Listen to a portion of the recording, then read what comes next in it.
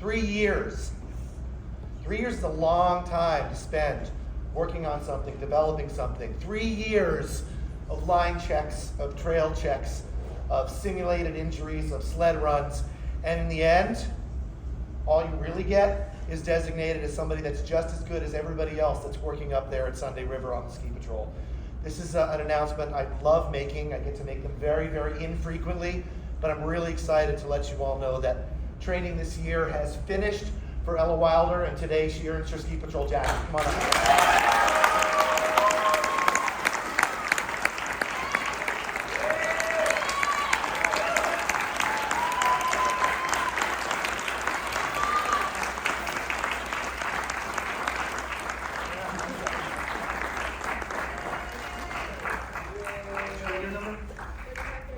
So this is radio number 3537. Look for her up on the mountain.